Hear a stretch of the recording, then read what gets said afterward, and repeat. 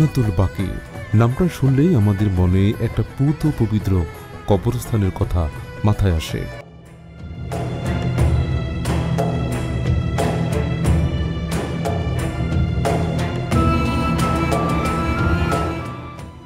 আরবিতে এই স্থানটিকে বলা হয় বাকিউল গারকাত। সৌদি আরবের মদিনায় মসজিদে নববীর দক্ষিণ পূর্ব দিকে অবস্থিত এই কবরস্থানটি ইসলামী বিশ্বের জন্য এক মহিমান্বিত স্থান।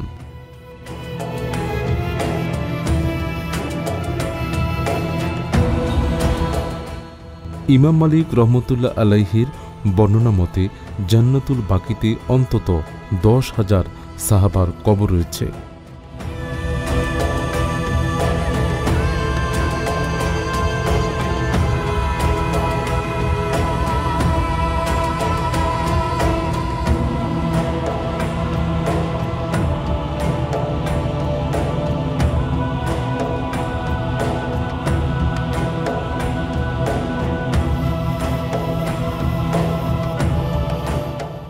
এই সাহাবাদের অনেকেই নবী মুহাম্মদ সাল্লাল্লাহু আলাইহি সাল্লামের রক্ত সম্পর্কিত আত্মীয় আছেন।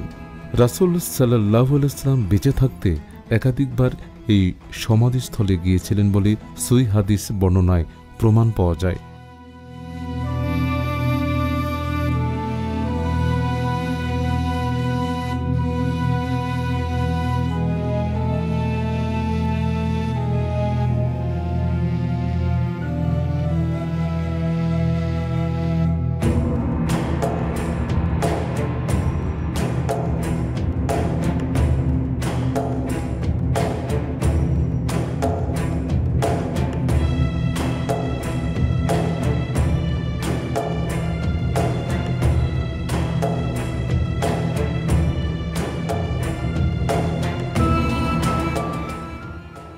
মুহাম্মদ সাল্লাল্লাহু আলাইহি সাল্লাম যখন মক্কা হতে মদিনায় হিজরত করেন তখন বর্তমান জান্নাতুল বাকির স্থান সবুজ বৃক্ষ আচ্ছাদিত ছিল।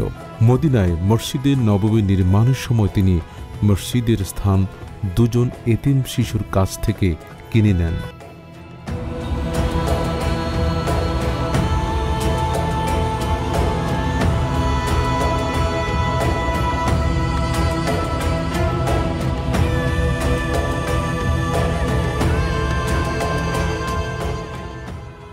জান্নাতুল বাকির সূচনা হয় নবী করিম সাল্লাল্লাহু আলাইহি সাল্লামের পবিত্র হাতে।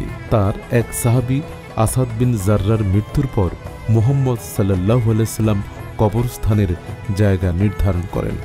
আসাদ বিন জাররার ছিলেন এখানে দাফন হওয়া প্রথম আনসার ব্যক্তি।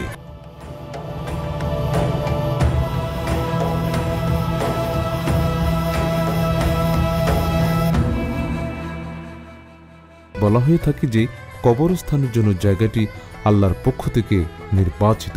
প্রতি বছর হজের সময় মদিনায় অবস্থানরত কোনো হজ পালনকারীর মৃত্যু হলে জান্নাতুল বাকিতে দাফন করা হয়।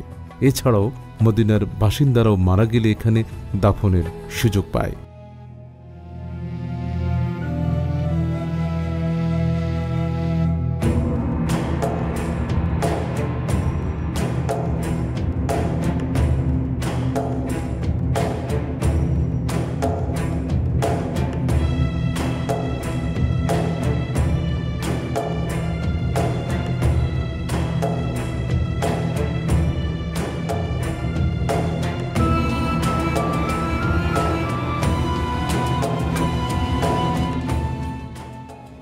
সৌদি সরকারের তত্ত্বাবধানে জান্নাতুল বাকি জিয়ারতের জন্য ফজর ও আসরের নামাজের পর খুলে দেওয়া হয়।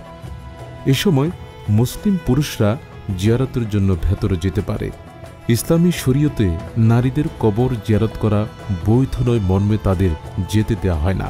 বরকতময় এই কবরস্থানে সমাহিত ব্যক্তির সৌভাগ্য বোঝার জন্য এতটুকু বলাই যথেষ্ট যে মৃতদের দাফনের জায়গাটি স্বয়ং আল্লাহ তাআলা নির্বাচন করেছেন।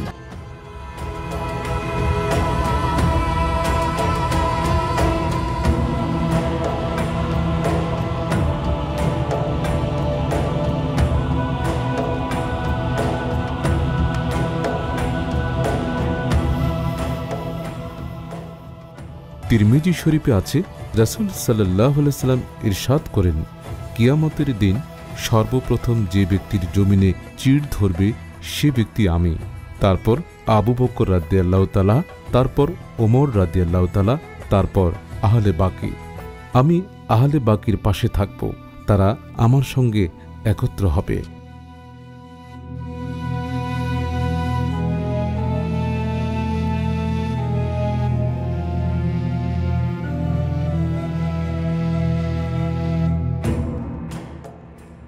জান্নাতুল বাকিতে মাত্র কয়েকজন সাহাবী ছাড়া আর কোনো নেম প্লেট নেই।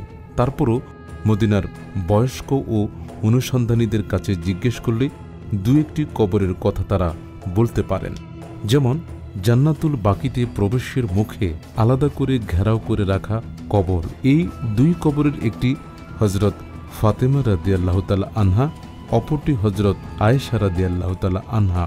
কবরস্থানের একেবারে শেষ মাথায় রয়েছে ইসলামী তৃতীয় খলিফা হজরত ওসমান রাদিয়াল্লাহু তাআলার কবর।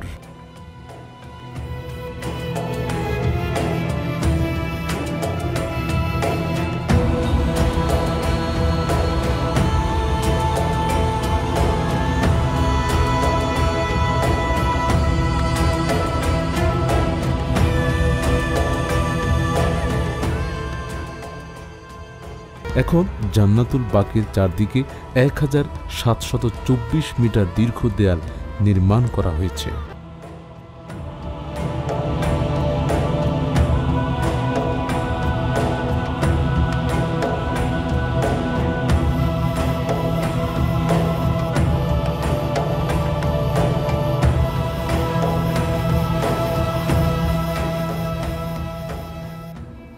উসমানী খিলাফতের সময় এবং এর আগে জান্নাতুল বাকিতে অবস্থিত সাহাবীদের কবরের উপর নানান ধরনের স্থাপনা ছিল। পরে কবরকে কেন্দ্র করে নানান ধরনের কুসংস্কার চালু হয়। 1926 সালে আব্দুল আজিজ ইবনে সৌদের শাসনামলে জান্নাতুল বাকির মাজারগুলো ধ্বংস করা হয়।